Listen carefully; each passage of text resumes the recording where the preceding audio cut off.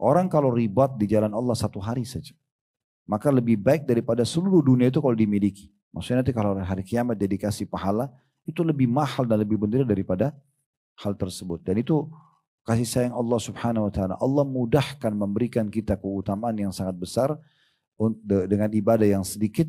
Dan Allah sering memberikan gambaran melalui wahyu yang disuruh perintahkan Nabi SAW sampaikan kepada kita. Yaitu dengan keutamaan yang membandingkan dengan dunia. Contoh seperti kita sudah tahu sunnatul fajr. 2 rakaat antara azan dan iqamah subuh. Itu cuma mungkin 2 menit, 3 menit kita sholat. Rakaat pertama Al-Fatihah sama Al-Kafirun. Rakaat kedua Al-Fatihah sama Al-Ikhlas. Kata Nabi SAW, rakaatai fajr. 2 rakaat sholat sunat fajr. Khairu minad dunya wa ma fiha. Lebih baik daripada dunia dan seluruh isinya.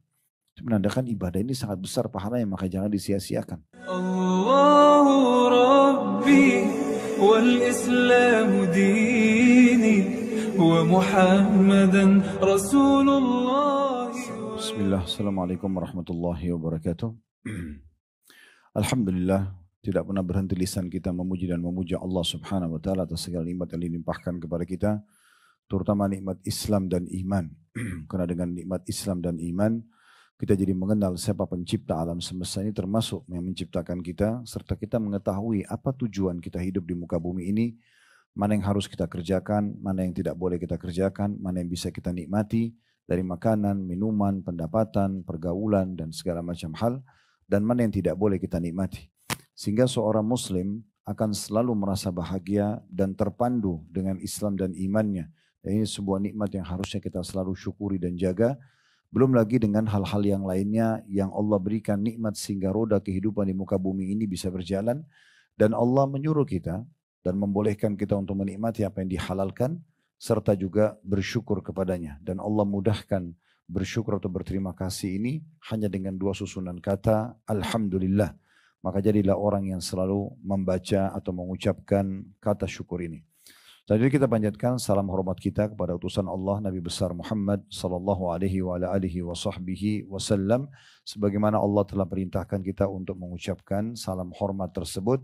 Dan tentunya sebagai balas jasa 23 tahun dari masa hidup beliau dihabiskan untuk agama ini. 13 tahun fase Mekah semuanya dengan hinaan, cacian dan puncaknya diusir dari kampung halamannya Mekah. Serta kita tahu bagaimana pedihnya orang kalau diusir dari kampung halamannya. Dan 10 tahun fase Madinah semuanya penyempurnaan agama. Sampai akhirnya Allah subhanahu wa ta'ala menurunkan firman-Nya dalam surah Al-Ma'idah surah nomor 5 ayat 3. Al-yawma akmaltu lakum dinakum. Hari ini aku sudah sempurnakan agama kalian. Wa atmamtu alaikum ni'mati, dan aku sempurnakan juga nikmatku kepada kalian. Wa raditu lakumul Islam madina, dan aku ridho Islam sebagai agama kalian. Sehingga akhirnya kita tidak butuh lagu panduan hidup selain yang diajarkan oleh manusia terbaik ini, Nabi Muhammad sallallahu alaihi wa alihi wa sahbihi wasallam. Baik, melanjutkan buku kita ibu-ibu sekalian yang ditulis oleh Muhammad Khair Yusuf, yaitu meraih pahala besar dengan amalan ringan. Dan kita masih dalam kitab jihadnya. Di bab jihad di halaman 61 itu. Namun kita sudah membahas cetang pertamanya pada kesempatan yang lalu. Tentang masalah keutamaan jihad itu sendiri. Kemudian kita akan masuk sekarang di halaman 64. Masalah ribat. Ya. Masalah ribat. Kembali saya ingatkan masalah ribat. Ribat itu artinya mengikat diri di perbatasan antara muslimin sama orang-orang non-muslim di kancah peperangan. Baik itu wilayah di kancah peperangan sendiri atau di wilayah yang sedang dijajah. Di wilayah yang sedang dijajah. Seperti kita dulu waktu dijajah sama Belanda, kalau seseorang muslim niat bahwasanya dia sedang ribat, karena dia sedang berjaga-jaga setiap saat bisa diserang oleh para penjajah tersebut, maka dia mendapatkan keutamaan apa yang kita akan bahas nanti ke depannya. Nah ini berarti bagian atau substansial daripada bahasan jihad itu sendiri. Nah, sementara sudah kita bahas pada pertemuan lalu panjang lebar tentang definisi jihad, kemudian seperti apa keutamaan jihad itu sendiri, syarat-syaratnya seperti apa. Jadi jihad itu betul-betul sebuah ibadah yang suci dalam kita membela kebenaran agama Allah subhanahu wa ta'ala. Menyebarkan agama Allah subhanahu wa ta'ala. Tidak ada kezaliman di dalamnya. Islam datang membolehkan peperangan yang namanya jihad. Itu perang suci. Bukan untuk merusak. Bukan untuk mengambil hak orang lain. Yang sudah kita titik beratkan pada pertemuan yang lalu bagaimana Nabi SAW melarang kita untuk membunuh wanita, membunuh anak-anak, ya, kemudian juga membunuh orang yang sudah menyerahkan diri jadi tawanan, tidak boleh membuat kerusakan di muka bumi, tidak boleh merusak tempat ibadah orang, tidak boleh membunuh hewan-hewan, tidak boleh membakar, semua tidak boleh. Ya. Jadi jihad itu datang betul-betul maslahat. Sebelum jihad pun ditawarkan dulu kepada pasukan musuh Islam dulu, agar mereka menganut agama Allah Subhanahu wa taala, karena Allah berfirman dalam surah Al-Imran surah nomor 3 ayat 85, inna dina indallahi Islam. Agama sisi Allah hanya Islam saja.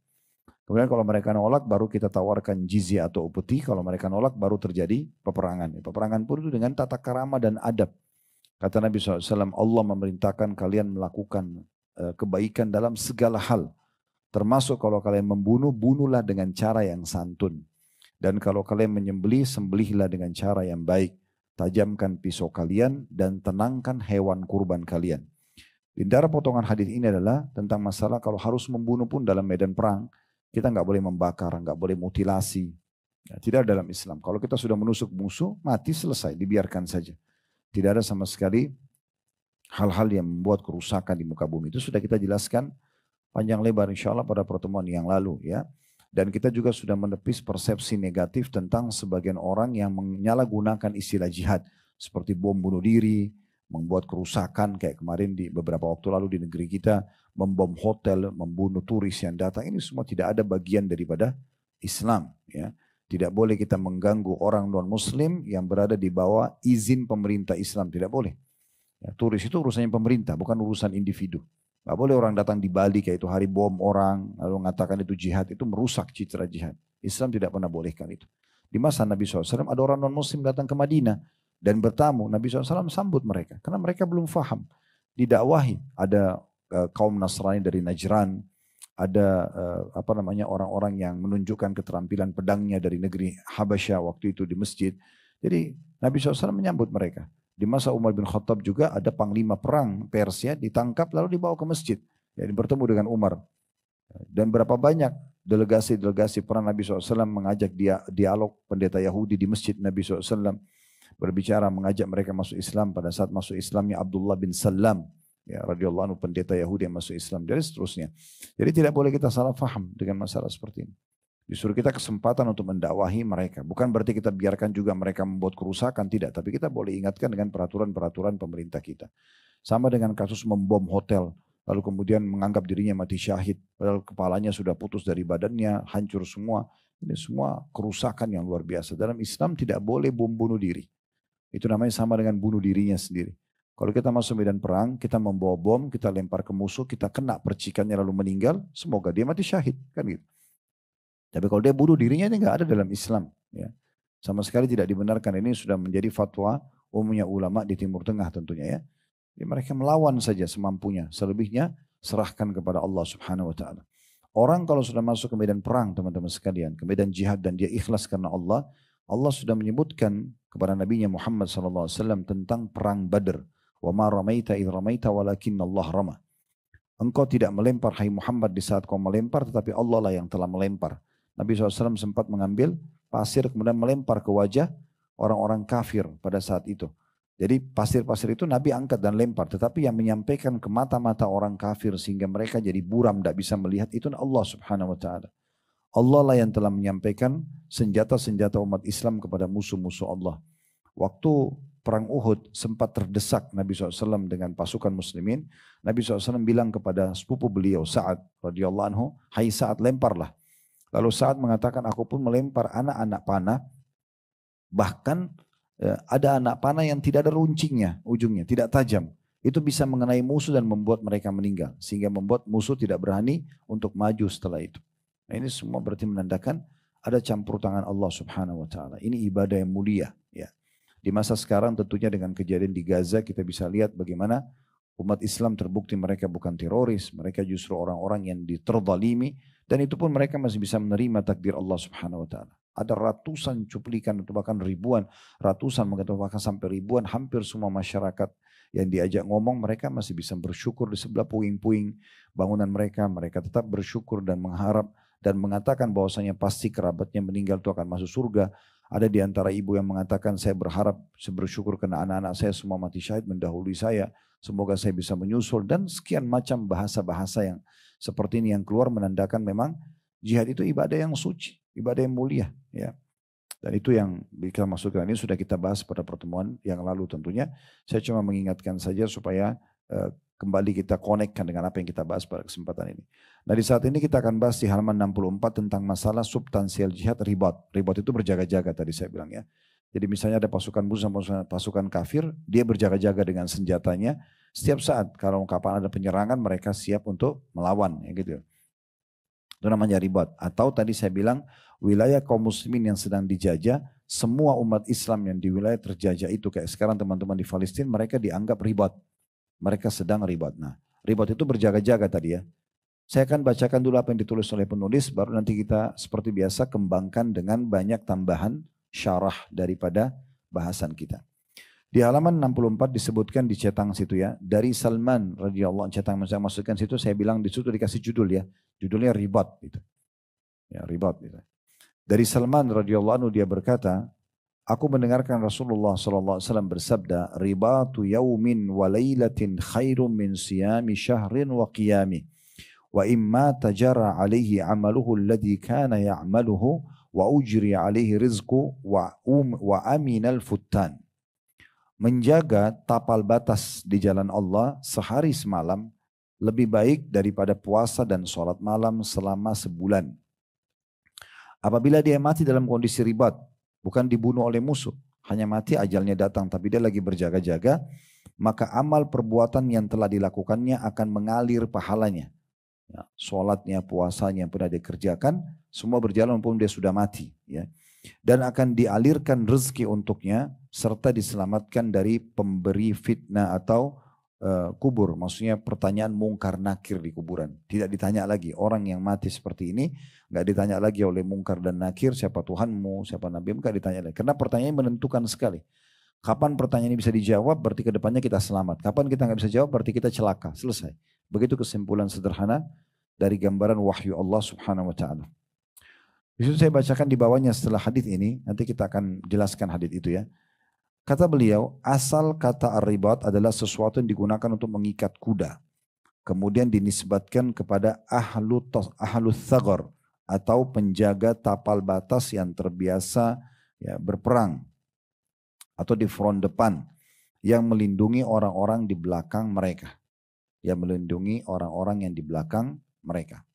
Baik, saya akan coba masuk dulu menjelaskan dan faedah daripada hadis yang baru kita baca, baru kita lanjutkan paragraf selanjutnya. Coba perhatikan di situ, kita akan bagi menjadi beberapa bagian hadis ini secara faedah. Faedah yang pertama adalah adanya anjuran dan motivasi agar setiap muslim ribat. Kapan ada kesempatan dia ribat, dia berjaga-jaga. Ya, dia berjaga-jaga. Dan kalau di medan perang bertemu antara dua pasukan biasanya kaum laki-laki saja. Tetapi wilayah yang sedang dijajah maka laki-laki dan perempuan masuk dalamnya. Saya berbagi kisah pada pertemuan yang lalu, saya ingatkan kembali waktu kami sedang bawa jemaah Uhud Tur ke Palestina di saat belum terjadi penyerangan ke Gaza ya. Walaupun sekarang mereka membuka visa untuk kita bisa datang ke Baitul Maqdis, tapi kami sendiri di travel sudah tutup itu sementara karena uang-uang visa bisa masuk ke pemerintahan mereka gitu ya. Walaupun sekarang mereka masih buka. Mungkin 3 penerbangan terakhir kami batalkan semua ke sana. Tapi sebelumnya kami datang ke sana. Dan saya kadang-kadang kalau masuk ke toko souvenir, orang-orang Palestina yang kita beli, kantungan kunci, apalah. Kadang-kadang ada handmade mereka. Kemudian juga bertemu dengan beberapa orang di antara mereka di masjid. Ya, anak muda ataupun yang sudah tua pun selalu saya tanya, kenapa masih bertahan di sini? Sementara kan wilayah ini lagi dijajah. Ya. Maka jawaban mereka, kami ingin dapat pahala ribat. Laki-laki atau perempuannya, sama jawabannya. Bahkan ada satu penjaga toko itu bilang, saya pernah tinggal di Saudi, dia berbahasa Arab gitu. Saya pernah tinggal Saudi cukup lama. Di Saudi orang hidupnya enak gitu kan. Aman, tentram, bisa ibadah, bisa umroh, bisa haji gitu ya. Tapi subhanallah dia kembali. Saya tanya, kenapa Anda kembali? Dia bilang, saya mau cari pahala ribat. Jadi ini sudah menjadi buah bibir di kalangan mereka tentang masalah berjaga-jaga itu pahalanya besar. Nah itu, jadi di sini memang ada motivasinya. Nah semua perintah dalam agama itu pasti ada janjinya. ada fadilahnya ya. Bahasa ceramah kita fadilah. Kalau bahasa yang lainnya yang untuk mudah difahami mungkin janji positif ya. Mirip kalau kita kerja di kantor, janji positifnya adalah gaji, bonus, nah gitu. Nah semua ibadah sekecil apapun dalam Islam, sunnah ataupun wajib ada janji positifnya. Pasti dapat apa? Tidak mungkin tidak dapat apa-apa. Makanya dalam Islam kata sebagian ulama kita boleh bertanya, saya kalau sedekah dapat apa, saya kalau sholat malam dapat apa, saya kalau haji dan umroh dapat apa. Itu boleh kita tanya. Nah di sini akan disebutkan faedah kedua dari hadis. Faedah pertama tadi kan adanya anjuran ribat. Faedah kedua yang didapatkan bagi orang yang ribat. Di situ disebutkan ribat sehari semalam saja. Satu hari penuh kita berjaga sampai besok pagi lagi. Itu pahalanya lebih baik daripada sebulan puasa dan sebulan sholat malam. Jadi sehari ribat sama dengan sebulan non-stop. Kalau kita puasa terus hari ini puasa, besok puasa, lusa puasa, 1 bulan penuh. Malamnya sholat malam terus tidak pernah tidur. Nah itu baru sama pahalanya dengan orang yang ribat sehari semalam. Nah ini diantara keutamaannya. Keutamaan selanjutnya, ini masih faedah yang kedua, yaitu kalau dia mati, maka seluruh amal yang pernah dia kerjakan wajib atau sunnah berjalan pahalanya. Bisa ditangkap pesannya ya. Jadi kalau misalnya kita selama hidup ini, kita selalu puasa Senin Kamis, kita sholat malam, kita sholat duha. Ini selain yang wajib, sholat 5 waktu sudah nggak dibahas lagi. Mungkin dikerjakan, puasa Ramadan, zakat, harta kalau dia mampu, semua yang wajib sudah dikerjakan. Kalau orang mati dalam kondisi dia ribat, maka semua yang pernah dia kerjakan akan berjalan terus pahalanya. Seperti dia masih hidup kalau sholat, seperti dia masih hidup kalau dia sedekah, seperti itu. Kan orang kalau meninggalnya bukan ribat dan bukan mati syahid. Itu kalau mereka meninggal, misalnya orang meninggal biasa kena penyakit, kena ajalnya datang gitu ya. Maka terputus amalnya kan. Kecuali kata Nabi SAW dari 3 sumber. Sedekah jariah, ilmu bermanfaat atau anak soleh yang mendoakan gitu kan. Atau mungkin ada ummul muslimin yang mendoakan dia. Jadi terbatas amal yang masih bisa bertambah. Kalau Bapak Ibu semasa hidup sempat bangun masjid, wakafin tanah buat pesantren, rumah Quran, buat jembatan, sumur. Misalnya yang manfaatnya banyak, itu namanya sedekah jariah. Berarti masih bisa dapat pahala dari situ. Selama masih berfungsi. Kemudian ilmu yang bermanfaat. Puncaknya ilmu agama. Kemudian setelah itu baru ilmu-ilmu umum. Jadi kayak kita pengajian begini, kalau ada yang bisa ditulis, dibuat kesimpulan, share ke teman-teman, itu bagus kepada keluarga itu diantaranya.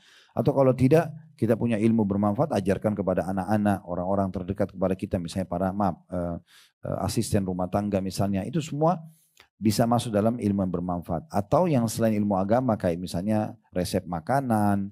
Mungkin ibu kita dulu Pak jago masak lah. Kemudian kita tulis resepnya lalu kita sebarin. Setelah beliau meninggal jadi ilmu bermanfaat. Jadi banyak orang yang pakai resep kuenya, resep makanannya. Itu juga termasuk ilmu bermanfaat. Atau anak soleh yang mendoakan. Jadi untuk menjadi anak soleh harus dididik supaya jadi soleh dan solehah. Menghayal seseorang itu punya anak yang bisa mendoakan dia sementara dia tidak mendidiknya untuk menjadi orang yang soleh atau soleh, itu nggak mungkin kan gitu. Nah ini kalau orang mati biasa, tapi dia nggak dapat lagi pahala dari sholatnya, dia nggak lagi dapat pahala dari zikirnya, dari baca Qurannya, dia nggak dapat lagi. Tapi orang yang mati ribat atau orang yang mati syahid, maka itu akan dapat semua berjalan pahalanya. Yang pernah dia kerjakan, seperti dia masih hidup dia mengerjakan. Ini keutamaan yang besar sekali. Ya. Kemudian selanjutnya juga ujri alaihi rizku. Ini yang didapatkan yang ketiga. Tetap diberikan rezekinya. Seperti apa Allahu a'lam. Tapi yang jelas ini yang kita fahami adalah di dalam kuburan rezeki tetap dikasih. Kan kalau kita gambarkan rezeki ini itu masuk ada makanan, ada minuman kan gitu. Nah, itu bagaimana Allahu a'lam. Kita imani saja. Berarti di kuburan dia tetap akan mendapatkan rezekinya gitu. Ya. Selanjutnya yang terakhir yang didapatkan yang keempat dan dia akan diselamatkan dari pertanyaan mungkar nakir. Kan berarti keutamaan ya. Tidak perlu ditanya lagi. Baik itu yang kita bisa ambil faedah dari hadis 2 buah faedah tapi faedah kedua kita sekaligus sebutkan 4 hal yang didapatkan bagi orang yang mati dalam keadaan riwat ya. Bagaimana dia sehari semalam itu seperti puasa selama sebulan penuh non-stop dan sholat malam non-stop sebulan. Kemudian seluruh amal-amal yang pernah dikerjakan wajib atau sunnah tetap berjalan. Kemudian seluruh rezekinya tetap dijalankan, diberikan dan juga selamat dari pertanyaan mungkar nakir. Baik kita lanjutkan di paragraf selanjutnya di halaman 65. Imam Nawawi rahimahullah berkata, inilah keutamaan yang nampak bagi orang yang berada di front depan. Dan pahala yang terus mengalir setelah kematiannya sebagai keutamaan khusus baginya yang tidak dimiliki oleh selainnya. Ada riwayat lain selain Muslim, maksudnya selain Imam Muslim, itu nama orang Imam Muslim ya, yang lebih jelas, kullu mayyitin yukhtamu amaluhu illa al-murabita fa innahu yunma lahu amaluhu ila yaumil qiyamah. Setiap orang yang mati akan ditutup semua amal ibadahnya, maksudnya tidak mendatangkan hasil lagi, kecuali orang yang menjaga tapal batas di front depan, karena amal ibadahnya akan ditumbuh kembangkan sampai hari kiamat nanti. Itu ada footnote nomor 82 di bawah ya. Dijelaskan panjang lebar mirip dengan yang tadi kita paparkan itu. Dalam Sahih Muslim ada di footnote di bawah. Ada sabda Nabi SAW dalam kitab Al-Wasiyah. Bab ma yulhaq al-insan min al-thawab ba'da wafatihi. Yaitu hadis idza mata insanun qata amalu in qata anhu amalu illa min thalathatin illa min sadaqatin jariyah aw ilmin yuntafa'u bihi aw waladin salihin yad'u lah. Jika manusia meninggal dunia maka terputus semua amal ibadahnya kecuali 3 perkara, sedekah jariyah, ilmu yang bermanfaat dan anak soleh yang mendoakannya. Imam Nawawi rahimahullah berkata tentang makna hadis tersebut, para ulama mengatakan tentang makna hadis bahwa amal perbuatan orang yang telah meninggal dunia akan terputus disebabkan kematiannya. Dan terputus juga aliran pahalanya kecuali dalam 3 perkara tersebut. Karena 3 hal tersebut adalah sebab aliran pahalanya. Lalu dikatakan anak merupakan hasil dari pernikahan. Demikian juga ilmu yang ditinggalkan sebagai hasil pengajaran ataupun karya tulisnya. Serta amal jariyah yaitu wakaf. Sebagaimana dijelaskan dalam Sahih Syarah Imam Muslim oleh Imam Nawawi rahimahullah. Sedangkan kata beliau, lafaz hadis yang dikemukakan oleh Imam Nawawi yang diriwayatkan Tirmidzi, kullu mayyitin yukhtamu ala amali illa alladhi mata murabitan fi sabilillah fa innahu yunma lahu amaluhu ila yaumil qiyamah. Ini masih di footnote ya. Di bawah di halaman 65, sekarang pindah terjemahan halaman 66 di bawah sekali footnote-nya. Setiap orang meninggal dunia akan tertutup amal ibadahnya kecuali orang yang meninggal karena menjaga tapal batas di front depan jalan Allah. Maka amal ibadahnya akan ditumbuh kembangkan sampai hari kiamat serta diselamatkan dari fitnah kubur. At-Tirmidzi mengatakan hadis ini hasan sahih. Ini sampai di halaman 65, sekarang kita masuk ke halaman 66-nya. Adapun sabda Nabi SAW, ujriya alaihi rizku, akan dialirkan rezeki untuknya sesuai dengan firman Allah Subhanahu wa taala tentang para syuhada, ahya'un 'inda rabbihim yurzakun, dalam surah Al-Imran surah nomor 3 169, yang artinya mereka hidup di sisi Rabb mereka dengan mendapat rezeki,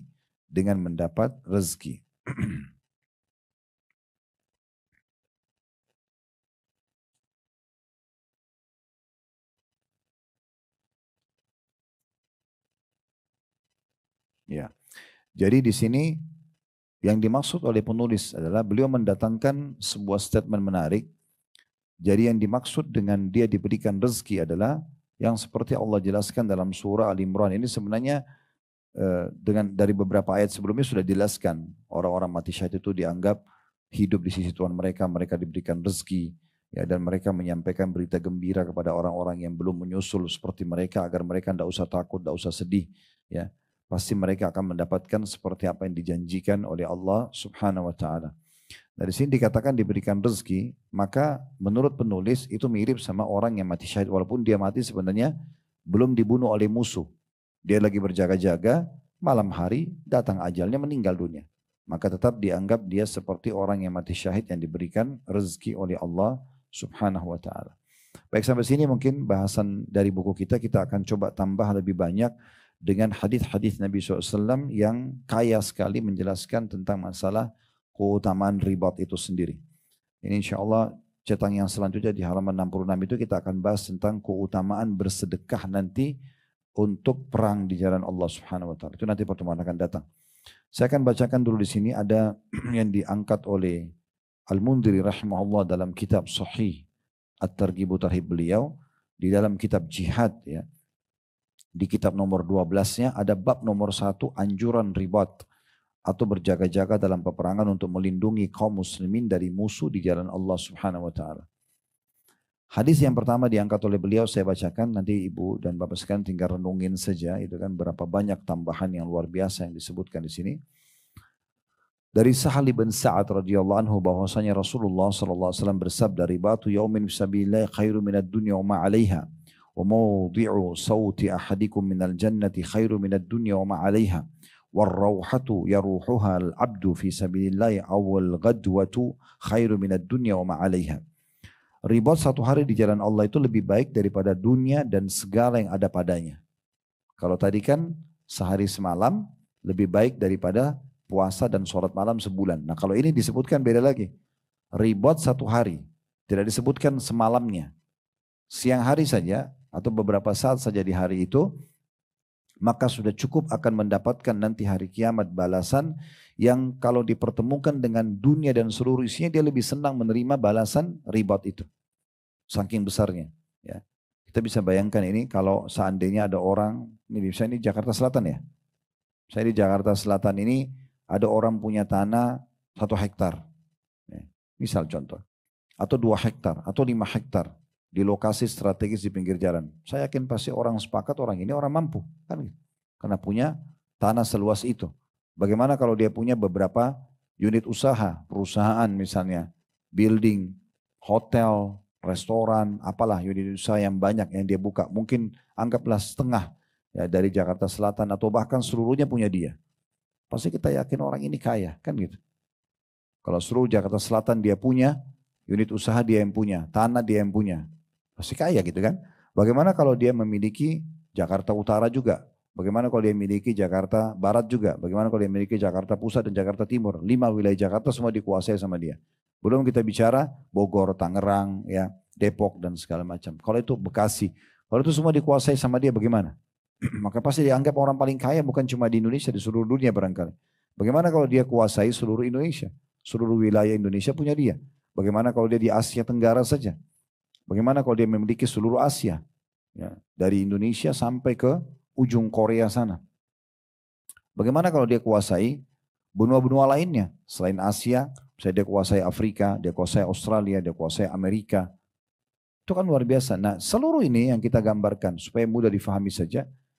Orang kalau ribat di jalan Allah 1 hari saja, maka lebih baik daripada seluruh dunia itu kalau dimiliki. Maksudnya nanti kalau hari kiamat dia dikasih pahala, itu lebih mahal dan lebih benar daripada hal tersebut. Dan itu kasih sayang Allah Subhanahu wa taala. Allah mudahkan memberikan kita keutamaan yang sangat besar dengan ibadah yang sedikit, dan Allah sering memberikan gambaran melalui wahyu yang disuruh perintahkan Nabi SAW sampaikan kepada kita, yaitu dengan keutamaan yang membandingkan dengan dunia. Contoh seperti kita sudah tahu sunnatul fajr, 2 rakaat antara azan dan iqamah subuh. Itu cuma mungkin 2 menit, 3 menit kita sholat. Rakaat pertama Al-Fatihah sama Al-Kafirun, rakaat kedua Al-Fatihah sama Al-Ikhlas. Kata Nabi SAW, rakaatai fajr, 2 rakaat sholat sunat fajr, khairu minad dunya wa ma fiha. Lebih baik daripada dunia dan seluruh isinya. Itu menandakan ibadah ini sangat besar pahalanya, maka jangan disia-siakan. Selanjutnya yang kedua adalah sabda Nabi SAW, tempat cemeti seseorang di antara kamu di surga akan lebih baik daripada dunia dan apa yang ada padanya. Cemeti untuk letakkan anak panah gitu kan. Dia taruh cambuknya, dia taruh pedangnya, apalah gitu. Untuk perangkat perang. Kecil sebenarnya. Nanti di surga orang punya itu, dikasih juga sama Allah. Kata Nabi SAW, saking indahnya itu nanti di surga, sampai itu lebih baik daripada dunia dan seluruh isinya. Kemudian yang ketiga, dikatakan dari potongan hadis ini, dan 1 kali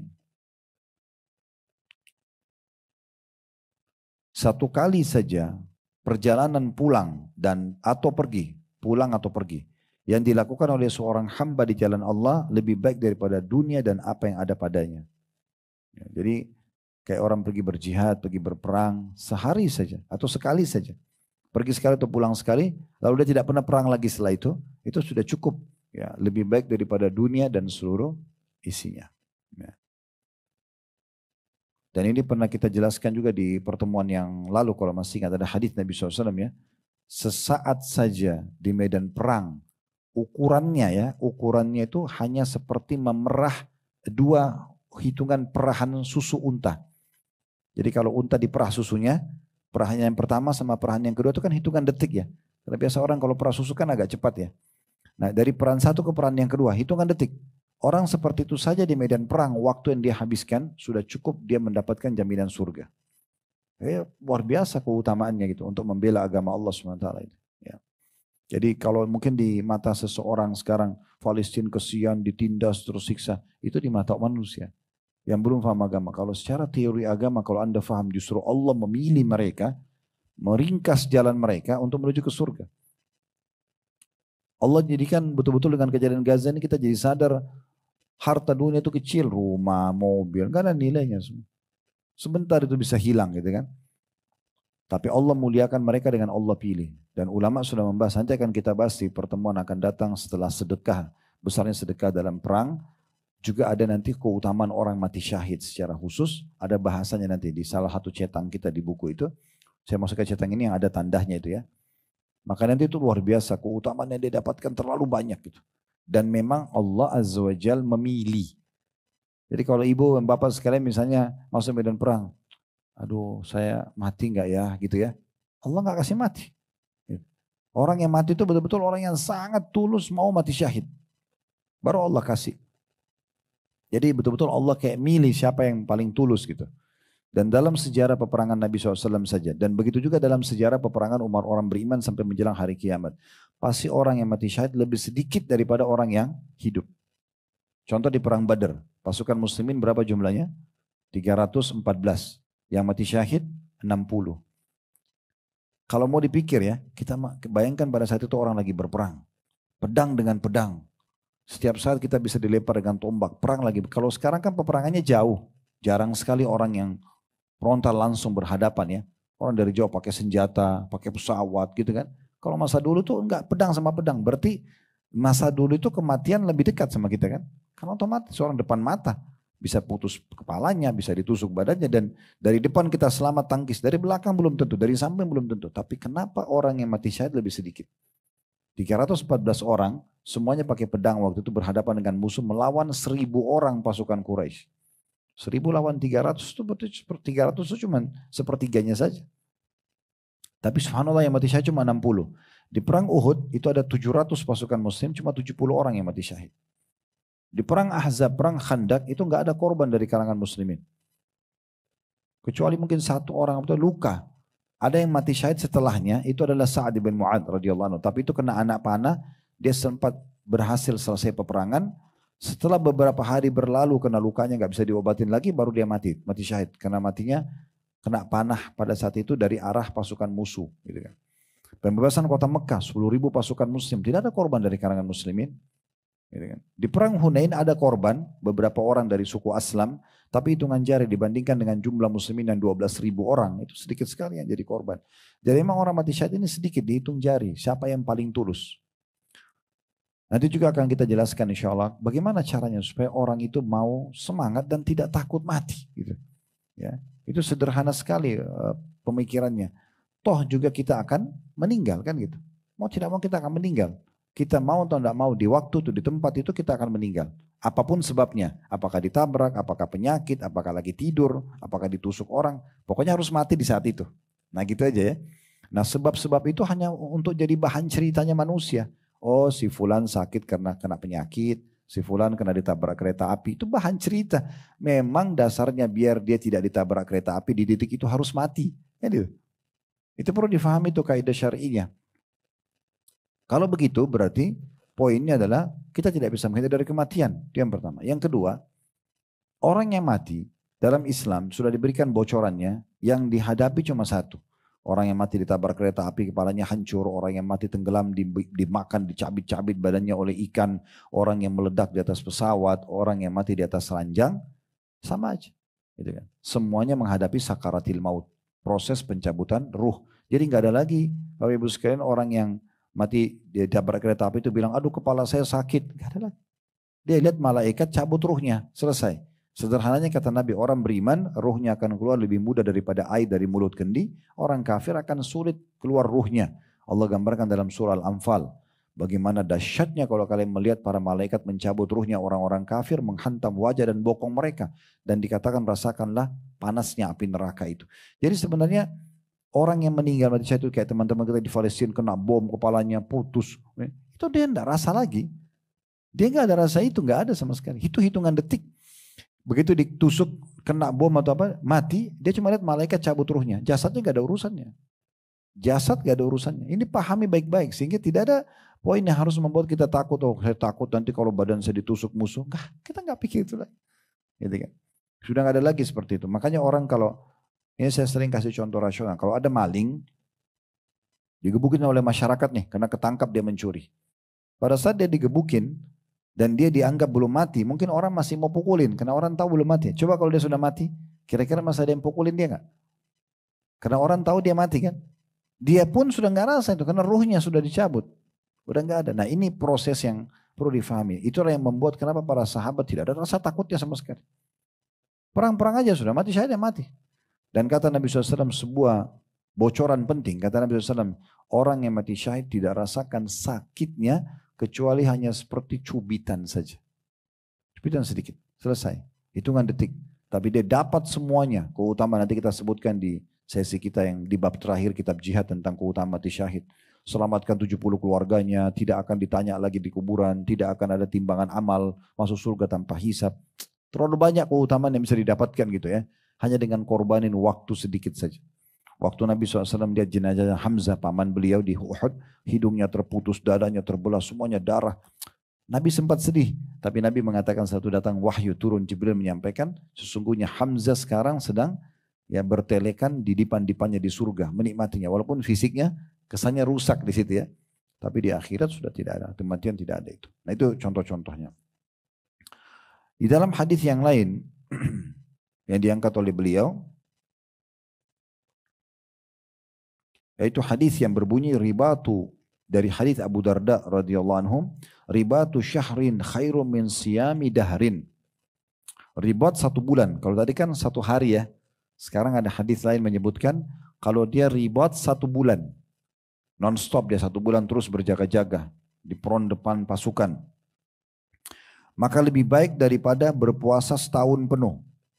Kalau 1 hari sebulan. Ya, kalau 1 bulan sama dengan setahun. Oman mata murabitan fi sabilillahi amina minal fazail akbar. Dan siapa yang meninggal dunia dalam keadaan ribat di jalan Allah, dipastikan dia akan aman dari dahsyatnya huru hara hari kiamat. Nah ini tambahan lagi nih. Kalau tadi kan disebutkan semua sampai ke kuburannya kan, selamat dari petang munkar nakir. Sekarang ada tambahan. Rupanya orang yang seperti ini, orang yang mati ribat, ditambah lagi dia akan selamat dari semua huru hara hari kiamat. Huru haranya banyak sekali. Kalau Bapak Ibu baca di awal-awal surah Al-Hajj. Surah nomor 22 dalam Al-Quran, coba dibaca awal-awalnya bagaimana Allah gambarkan dahsyatnya mahsyar itu. Ya. Jadi anak kecil jadi beruban, perempuan yang lagi menyusui, lagi menyusui atau lagi hamil itu ya, menyusui melepaskan bayinya. Kalau hamil dia melahirkan, karena dahsyatnya pada hari itu. Ada orang dibangkitkan dengan kepalanya yang dibawa, dia jalan dengan mukanya, sampai kata Nabi SAW, sungguh yang telah membuat mereka berjalan dengan dua telapak kaki di dunia, mampu membuat mereka berjalan dengan wajah mereka, dan demi Allah kata Nabi SAW, nanti kalian akan bisa menyaksikan orang-orang yang jalan di atas wajah karena mereka di mahsyar karena dihinakan oleh Allah, mereka menghindari duri-duri dengan wajah mereka sendiri sebagai bentuk penghinaan. Dan seterusnya lah, ada orang tenggelam dengan keringatnya sesuai dengan dosa yang dia buat sampai di mata kaki, sampai di lutut, sampai di perut, sampai tenggelam. Nabi kasih gambaran dengan mulut beliau, sampai di mulut beliau karena orang tenggelam dengan keringat sendiri. Sampai nanti ditimbang amalnya baik atau buruk gitu. Nah hiruk-piruk ini semua akan selamat seseorang murabit darinya. Ya. Dan dalam riwayat yang lain orang mukmin tidak akan merasakan lamanya mahsyar kecuali hanya seperti habis asar sampai terbenamnya matahari. Nah, ini semua bisa kita dapatkan dengan cara kita sibukkan diri dengan amal soleh selama dunia. Ya. Jadi nggak mungkin kita masuk surga dengan kita bermalas-malasan ibadah ataupun kita membuka pintu-pintu dosa dan tidak bertaubat kepada Allah Subhanahu wa taala. Ini didapatkan ya Jadi termasuk tambahannya dari hadis-hadis sebelumnya tadi, yaitu dia akan selamat dari huru haranya hari kiamat.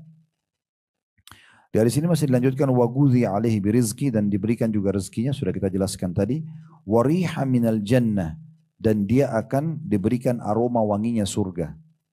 Jadi di kuburannya akan sampai kepada dia aroma wangi surga. Memang ada hadis Bukhari menjelaskan kalau ini poin ini orang-orang beriman pun akan merasakan hal yang sama. Selama kita meninggal, amal soleh kita lebih banyak daripada amal buruk, atau bahkan amal buruknya tidak ada karena dia bertaubat, maka kuburannya akan menjadi taman dari taman surga. Allah Azza wa Jalla akan berfirman kepada para malaikat, bentangkan permadaninya dari surga, dan terciumlah kepada dia bau wanginya surga itu.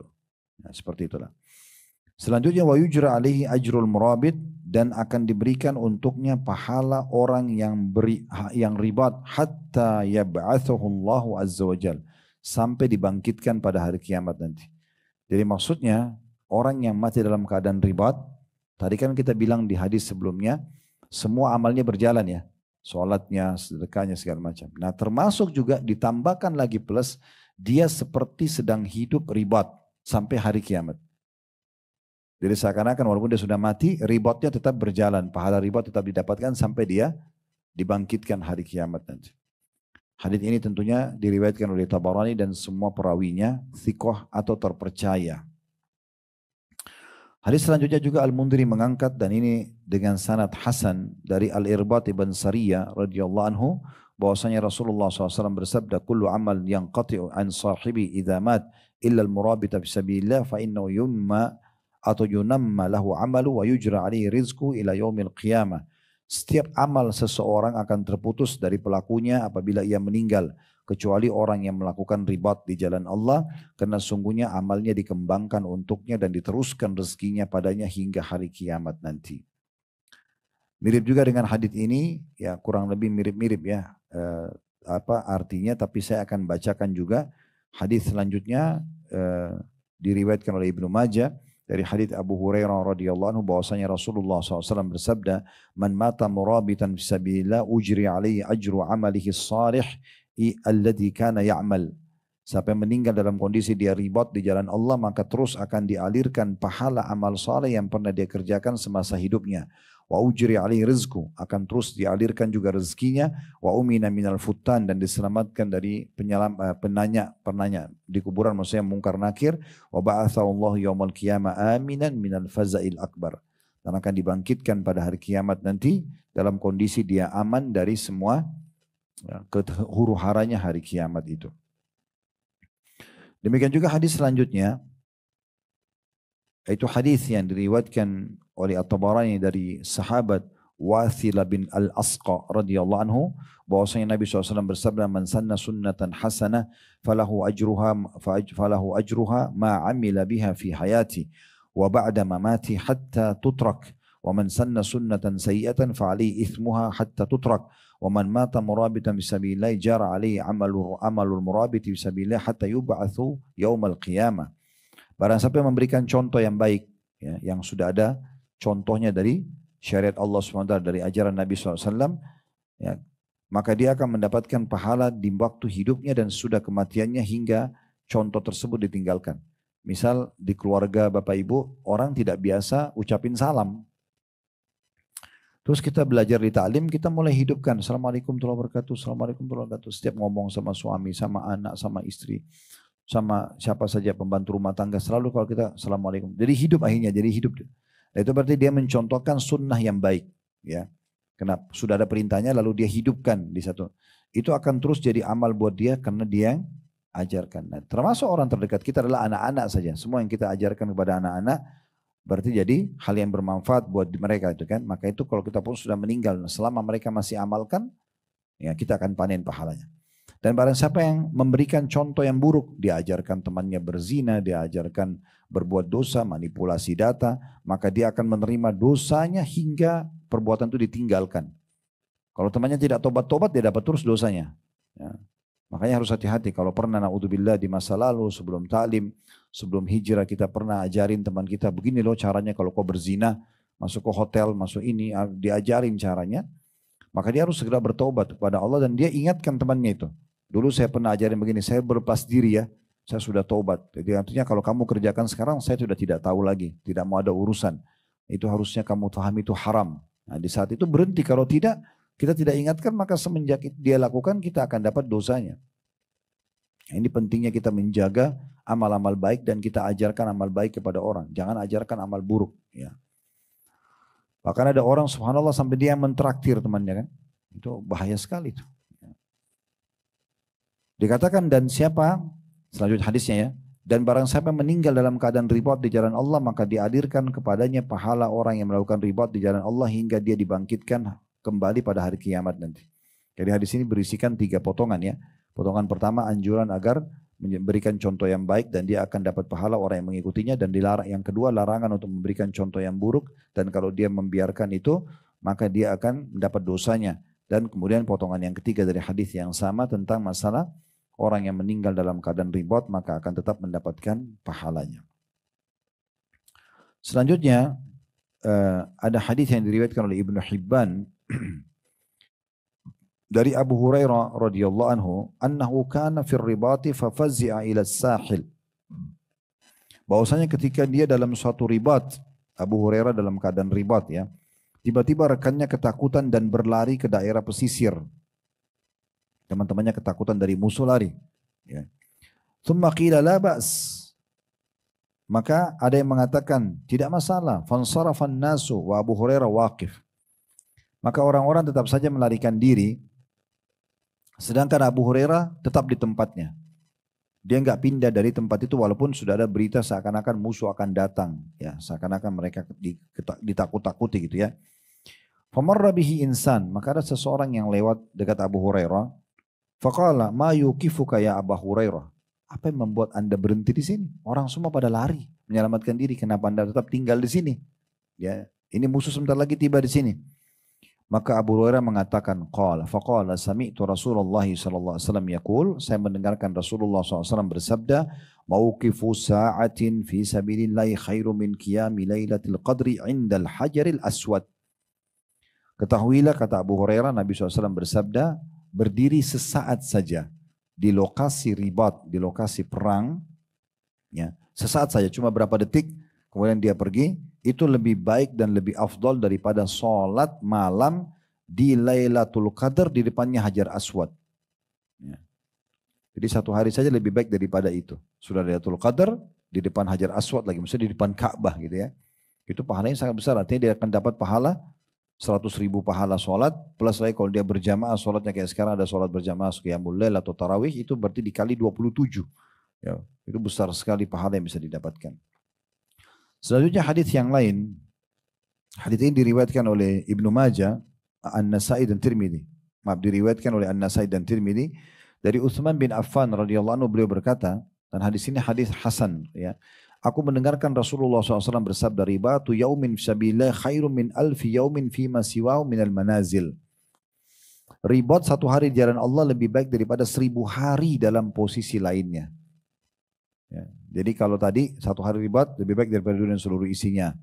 Lebih baik daripada sholat malam sebulan dan puasa sebulan gitu kan. Kalau sebulan berarti lebih baik daripada setahun. Lebih baik daripada setahun orang puasa. Tapi ini ada tambahan berbeda. Satu hari kita ribat, maka dianggap hari itu lebih afdal daripada 1000 hari yang lainnya. Dari semua kegiatan-kegiatannya. Maksudnya lebih banyak keberkahannya, lebih banyak kesempatan meraih pahala dan segala macam. Kemudian dalam riwayat Ibnu Hibban ada lafaz yang lain, ada tambahan falyanzur kullu mri'in li nafsihi. Maka hendaklah setiap orang memperhatikan dan berusaha maksimal untuk dirinya. Dan kapan ada kesempatan jangan sia-siakan. Kalau ada kesempatan amal soleh apa saja. Misalnya Bapak Ibu terkaget malam hari, jangan sia-siakan untuk tidak sholat malam walaupun cuma 2 rakaat. Ada orang miskin kesempatan berikan sedekah. Apa saja, dan kita pernah titik beratkan itu ya. Kalau setiap ada peluang amal soleh, anggap itu adalah kesempatan amal terakhir kita. Ya kita jangan tunda. Nanti aja deh besok sholat malamnya, nanti aja deh baca Qur'annya, nanti aja deh sedekahnya. Loh mungkin itu hari terakhir. Kita meninggal setelahnya. Kenapa tidak dilakukan? Berapa banyak orang yang melakukan itu amal terakhirnya. Baik itu amal baik atau amal buruk. Maka kita harus cerdas. Makanya dalam riwayat Ibnu Hibban, Nabi SAW mengatakan, maka setiap orang harus jeli memperhatikan peluang emas dari setiap amal soleh. Jangan dia sia-siakan. Kemudian dalam riwayat Ibnu Majah, masih Utsman bin Affan mengatakan radhiyallahu anhu bahwasanya aku mendengarkan Rasulullah SAW bersabda, man rabata lailatan fi sabilillah kana ka alfi lailatin fi siyamiha wa qiyamiha. Barang siapa yang melakukan ribat satu malam di jalan Allah, maka seperti ibadah puasa dan qiyamul lail 1000 malam. Betul, yang lebih besar lagi daripada tadi. Tadi kan cuma sebulan ya. Ini seperti 1000 hari. Dia qiyamul lail dan juga dia berpuasa. Ini luar biasa keutamaan yang bisa didapatkan. Selanjutnya mungkin kita tutup dengan ini karena terlalu banyak hadis yang kalau mau dibaca tentang masalah ribat ini. Ya. Kita coba bacakan, ada lafaz hadis yang mungkin mirip-mirip ya. Tapi saya bacakan dalam hadis yang sahih riwayat Bukhari dari hadis Abu Hurairah radhiyallahu anhu bahwasanya Rasulullah SAW bersabda, ta'isa abdud dinar, celakalah budak dinar yang menjadi hamba sahayanya uang ya. Demi uang lupa sholat, lupa ini, lupa itu misalnya ya. Celaka kata Nabi. Wa abdul dirham, dan hamba-hamba dirham. Wa abdul khamisah ya. Dan juga para pedagang-pedagang atau para pengejar kain-kain ya. Ini diibaratkan dengan pakaian ya. Zada fi riwayah wa abdul qatifah ya. Dan juga celakalah ya orang-orang qatifah. Ya, qatifah ini mirip juga dengan di sini diterjemahkan kain persegi 4 ya. Jadi seakan-akan dia lebih kepada perdagangan atau baju-baju yang dia kirim gitu ya, itu dia kejar ya. In u'tiya radhi ya. Kata Nabi SAW, kalau dia dikasih ya, maka dia terima. Wa in lam yu'ta sakhit, kalau dia tidak dikasih maka dia murka. Ta'isa wan taqas, sungguh binasa orang itu ya, dan celakalah dia. Wa idza syika falan taqash ya. Dan kalau dia ya ditusuk maka tidak bisa dikeluarkan dari duri tusukan tersebut. Tuba li abdin akhidin bi'inani farasi fisabilillah. Oleh karena itu beruntung sekali orang yang memegang tali kekangan kudanya kemudian dia pergi berperang di jalan Allah. Ash'atha ra'suhu, rambutnya penuh dengan debu. Mukbarratin qadamahu, kedua telapak kakinya penuh dengan debu medan perang. In kana fil hirasati kana fil hirasa, kalau dia ditaruh di bagian belakang pasukan atau penjagaan, dia menjaganya. Wa in kana fis saqati kana fis saqah ya. Kalau dia ditaruh di bagian belakang pasukan, maka dia di belakang pasukan. In ista'dzana lam yu'dzan lahu. Ciri-cirinya karena penampilannya suka berdebu, tidak punya baju yang bagus karena tiap hari dia berperang. Kalau dia minta izin biasanya tidak diizinkan. Wa in syafa'a lam yusyaffa'. Dan kalau dia memberikan rekomendasi biasanya ditolak. Tapi Nabi SAW mengatakan inilah orang yang paling beruntung karena dia justru sibuk menghabiskan waktunya di medan perang di jalan Allah Subhanahu wa taala. Dalam riwayat yang mirip dengan ini, sabda Nabi SAW, min khairi ma'ashin nasi lahum rajulun mumsikun bi'inani farasi fisabilillah. Di antara manusia yang paling baik, paling berkah hidupnya, ya, adalah orang yang sibuk memegang tali kekangan kudanya di jalan Allah. Yatiru ala matni, dia selalu berada di atas tunggangan kudanya. Kullama sami'a hay'atan aw faz'atan tara alaihi yabtagil qatla awil mauta madhannahu. Kalau dia mendengarkan informasi yang menakutkan atau mengejutkan, oh di sana lagi diserang, di sana lagi dibunuh kayak teman-teman kita di Gaza, dia gelisah sampai dia pergi ke sana. Ya. Ini digambarkan dalam hadis begitu, sampai dia pergi medan perang dengan tujuan agar dia terbunuh atau dia mati di situ. Warajulun fi gunaima fi ra'si sya'afatin min hadis syi'af. Dan juga seseorang yang berada di tengah kerumunan kecil domba-dombanya di salah satu puncak di bukit-bukit, au batni wadin min hadhil audiyah, atau di lembah-lembah, yuqimus shalah, dia mendirikan salat, wa yu'tiz zakah, mengeluarkan zakat, wa ya'budu rabbahu hatta ya'tiyahul yaqin, dan dia menyembah Tuhannya sampai ajalnya datang, laisa minan nasi illa fi khair. Ya. Dan ketahuilah kata Nabi SAW, tidak ada orang seperti itu di antara manusia kecuali selalu dalam keadaan baik. Hadis ini riwayat Muslim. Saya simpulkan hadis ini sebenarnya Seakan-akan Nabi SAW memberikan gambaran. Kalau ada orang yang kerjanya hanya sibuk berperang, cari di mana ada peperangan, dia coba membela agama Allah sampai dia terbunuh, atau itu targetnya. Atau orang yang ada jauh di pengasingan, di padang pasir, di gunung, cuma sibuk dengan domba-dombanya, dia ibadah. Dia sholat kalau waktu sholat masuk, dia zakat. Tidak ada banyak interaksi sama orang supaya tidak ada dosanya gitu. Maka itu manusia terbaik. Dibandingkan orang sibuk dengan mencari aib-aibnya orang atau yang berkisar seperti itulah. Ya. Nah seperti itu kurang lebih gambaran-gambarannya tentunya. Sebagai penutup hadis Nabi SAW di bab ini ya, bab ribat ya. Walaupun sebenarnya di sini ada cukup banyak hadis-hadis yang lain yang bisa dibacakan, tapi saya coba bacakan di antaranya adalah sabda Nabi SAW, "Ainani la tamassuhuman nar." Dua mata yang tidak akan disentuh oleh api neraka. Ainun bakat min khasyatillah, mata yang menangis karena takut kepada Allah. Kayak Bapak Ibu ingat dosa lalu nangis gitu ya. Atau ketinggalan kesempatan ibadah terus merasa sedih, takut nanti nggak dapat derajat di surga. Nah seperti itulah. Nah itu nangis karena Allah. Itu mata yang tidak akan disentuh api neraka. Yang kedua wa'inun batat tahrusu fisabilillah. Yang kedua mata yang begadang itu berjaga-jaga di perbatasan di medan perang. Karena orang kalau berjaga-jaga dia standby kan dia tidak boleh tidur. Karena bukan tidur maka musuh bisa menyerang. Nah itu matanya tidak akan disentuh api neraka. Nah begitu juga dalam riwayat-riwayat yang lain cukup banyak ya. Di antaranya kata Nabi SAW itu hadis tadi diriwayatkan oleh Tirmidzi dan dikatakan hadis hasan. Hadis yang lain diriwayatkan oleh Tabarani. Thalathatun la tara ayunuhum an-nar. Tiga orang yang matanya tidak akan pernah melihat neraka. Yang pertama ainun harasat fisabilillah. Yang pertama mata yang berjaga-jaga di jalan Allah. Ribat ya. Yang kedua wa ainun bakat min khasyatillah. Yang kedua mata yang nangis karena takut kepada Allah. Yang ketiga wa ainun kaffat min an maharimillah. Mata yang menahan dari hal-hal yang diharamkan oleh Allah. Dia ingin melihat yang haram tapi dia tahan matanya. Dia tidak mau kayak sekarang mungkin kita tontonan-tontonan. Maka itu juga mata yang tidak akan pernah disentuh oleh api neraka. Nah ini keutamaan yang luar biasa gitu ya. Tapi rata-rata di sini hadis-hadis yang saya baca semuanya masuk dalamnya di antara salah satu dari mata yang tidak disentuh api neraka adalah mata yang berjaga-jaga ya di jalan Allah Subhanahu wa taala. Ini saya tambah dengan satu hadis lagi. Hadis ini diriwayatkan Al-Hakim. Karena hadis ini hampir semuanya rasanya mau dibaca ya. Karena banyak sekali keutamaannya. Dan setiap kita dengar, oh enak sekali, oh enak sekali.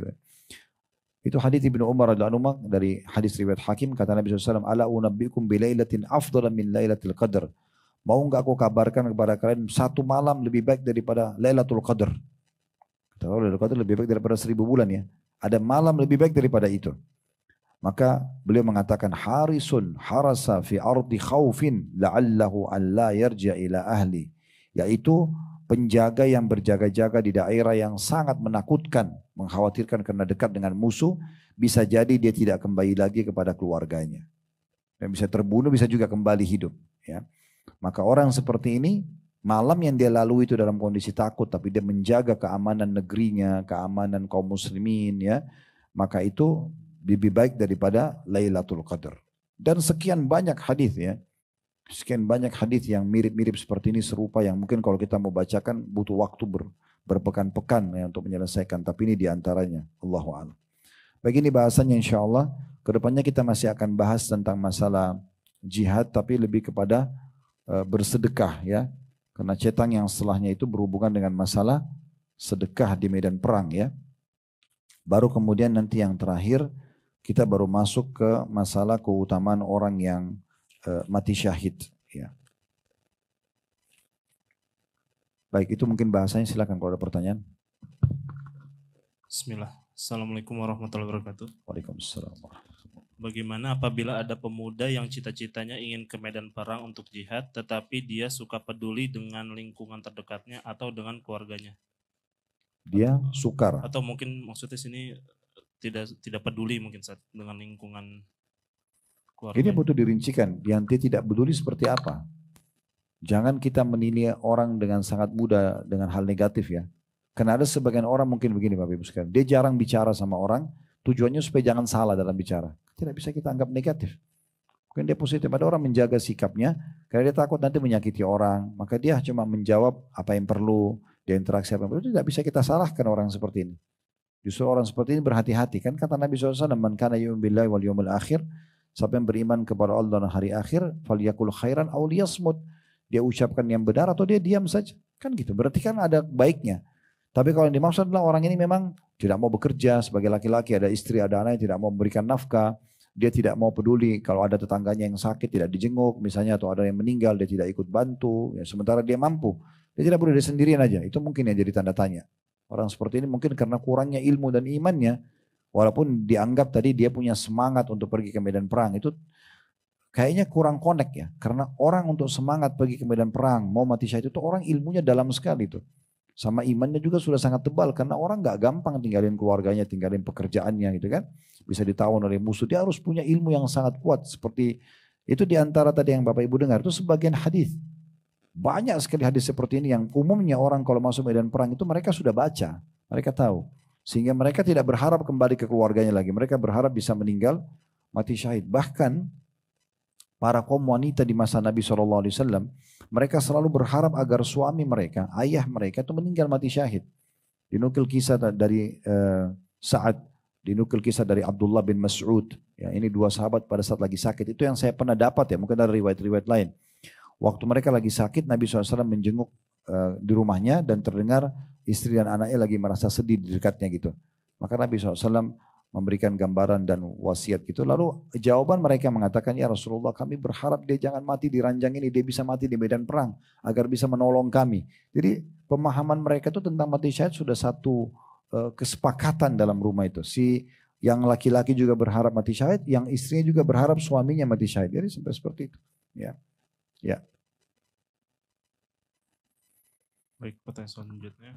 Bismillah. Assalamualaikum warahmatullahi wabarakatuh. Waalaikumsalam warahmatullahi wabarakatuh. Izin bertanya Ustadz, bagaimana dengan aparat yang menjaga kedaulatan RI? Ketika mereka bertugas, apakah juga mendapatkan pahala ribat? Mohon doa untuk suami atau anak yang keluarganya sedang berjaga Ustadz. Tentu saja. Sudah kita bahas ini. Kalau masih ingat pertemuan yang lalu kan ada perkataan Syekh Abu Bakar Jazair rahimahullah. Beliau mengatakan semua negara yang kaum muslimin di dalamnya dianjurkan wajib militer. Ya. Kan kita tidak ada wajib militer ya. Negara kayak Malaysia, yang lain kan ada wajib militer. Kalau mereka wajib militer, dan mereka setelah wajib militer setahun, 2 tahun misalnya, nah, kemudian mereka menunggu kapan dibutuhkan mereka dipanggil, maka mereka dianggap ribat. Nah, tapi karena negara kita tidak ada wajib militer untuk semua warga sipil, maka yang masuk di aparat punya keutamaan mendapatkan ini. Otomatis karena memang mereka akan menjadi orang-orang yang akan mempertahankan agamanya, negerinya, itu masuk dalamnya. Dengan izin Allah SWT. Tinggal bagaimana dia ikhlaskan niatnya dengan izin Allah SWT. Ya. Baik, pertanyaan selanjutnya.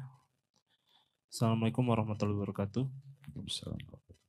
Ustadz, apa yang harus saya lakukan untuk mendapatkan keutamaan pahala di jalan Allah ini? Sedangkan saya hanya sebagai ibu rumah tangga yang sehari-hari mengurus rumah dan anak-anak yang masih kecil sepanjang waktu. Di tangan ibu kan bisa lahir kader manusia yang sangat banyak. Ya. Jadi yang diajarkan kepada anak-anak itu ilmu-ilmu agama, pemahaman yang benar, supaya bisa menjadi amal jariah buat kita. Jangan disibukkan dengan hal yang negatif. Ya. Sibuk tonton-tontonan yang jauh dari agama, sibuk dengan game-game yang tidak ada manfaatnya misalnya. Kalau memberikan manfaat mungkin tapi dibatasi waktunya. Kita sibukkan dengan Al-Quran, sibukkan dengan ilmu agama supaya dia faham. Bukan mustahil dari tangan seorang ibu. Kalau pernah dengar nama Nusaybah binti Ka'ab radhiyallahu anha, ini salah satu sahabiat Nabi. Dia saking dalamnya pemahaman agamanya sampai dia yang memotivasi suaminya sama anak-anaknya untuk mati syahid. Setiap dipanggil komandan jihad di masa Nabi, dia pasti panggil suami sama anaknya, ayo kita berperang, suruh. Dan dia pun ikut. Sampai kata Nabi SAW di perang Uhud, dimanapun saya melihat serangan Quraisy diarahkan kepadaku di Uhud, aku temukan Nusaybah binti Ka'ab sedang mematahkan panah-panah tersebut, gitu kan? Jadi dia bisa seperti itu. Minimal mengajarkan kepada anak-anak ini agama. Mungkin ibu cuma mengajarkan kepada anak perempuannya misalnya. Allah belum kasih anak laki-laki. Mungkin dari anak perempuan ini akan punya anak laki-laki nanti. Cucu kita misalnya. Itu diajarkan. Tapi kan itu ajaran dari kita. Maka bukan mustahil mungkin satu waktu dia jadi seorang mujahid, dia mati syahid, itu bukan mustahil. Termasuk itu. Ya. Ibu juga mengurus suaminya. Itu bagian daripada itu. Bagaimana suaminya ya melakukan aktivitas di luar rumah, cari nafkah, berjihad, berperang, atau apa sajalah kegiatannya. Lalu ibu memang merawat dengan baik, menjaga rumah, mendidik anak. Kalau dia datang dilayani dengan baik, ibu punya andil dalam masalah itu. Dan sekian banyak contoh-contoh selain daripada ibadah dia pribadi tentunya ya. Masalah dia sama Tuhannya, sholatnya, misalnya zikirnya, baca Qur'annya dan segala macam. Ya. Oke. Ya udah kalau gitu. Baik, pertanyaan yang sisanya katanya mirip dengan yang lainnya, kurang lebih hampir sama. Mudah-mudahan itu sudah mewakili. Kita juga sudah pukul 13:35 menit. Semoga apa yang kita bahas hari ini bermanfaat buat kita semua. Dan sudah sering saya bahasakan Bapak Ibu sekalian, yang inti dari bahasan itu adalah temanya. Pertanyaan itu hanya melengkapkan saja. Jadi jangan kecewa kalau pertanyaan tidak dijawab. Dan memang metode kami tidak terlalu memperbanyak pertanyaan dengan tujuan supaya tidak keluar dari bahasan. Saya berharap Bapak Ibu bubar dari sini membawa apa yang kami bahas tadi sudah cukup. Itu sebagai ilmu bekal. Daripada nanti ada yang bertanya tentang masalah pernikahan, masalah perceraian, masalah asuransi, nggak nyambung dengan temanya, akhirnya kemana-mana gitu kan. Dan itu bisa memecah konsentrasi, walaupun kita bisa menjawabnya, tapi nanti jadi pecah, pulang dalam kondisi banyak sekali bercabang. Nah, makanya metode yang kami gunakan tidak kita fokus satu tema, misalnya kita bahas jujur aja kita bahas. Pertanyaan jujur yang kita jawab, yang lain kita tidak akan jawab misalnya. Dengan tujuan pulang membawa tema itu tujuannya, insyaAllah. Semoga semua yang hadir di sini diampuni dosa-dosanya, diangkat derajatnya, diterima seluruh amal-amalnya. Baik juga teman-teman yang, begitu juga dengan teman-teman yang ikuti acara kita online ataupun siaran ulang nantinya. Dan selalu kita doakan agar sisa umur ini semua berisikan dengan kesempurnaan iman, ilmu dan amal saleh. Dan juga Allah subhanahu wa ta'ala selalu menjaga persatuan, kesatuan dan kemerdekaan kita. Dan Allah berikan juga hidayah para pemimpin untuk menjalankan tugas dengan baik. Dan kita masyarakat jadikan yang selalu gotong royong dengan pemerintah menjalankan program-program positif. Dan sama-sama menjaga tentunya ketentraman dan kedamaian. Sehingga akhirnya negara kita menjadi contoh bagi negara-negara yang lain. Selalu kita doakan saudara-saudara kita dimanapun yang sedang terlindas, terutama di Palestina. Semoga Allah ikhlaskan niat mereka, terima para syuhada mereka, mulaikan Islam di tangan mereka dan tangan kita semua. Dan semoga Allah ikut sertakan kita bersama mereka di pahala, baik dengan doa, dengan harta, juga dengan jiwa kita.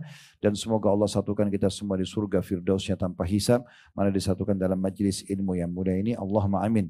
Subhanakallahumma bihamdika asyhadu an la ilaha illa anta astaghfiruka wa atubu ilaik. Wa sallallahu ala nabiyyina Muhammadin wa alihi wa sahbihi wasallam wa akhiru da'wana alhamdulillahi rabbil alamin. Wassalamualaikum warahmatullahi wabarakatuh.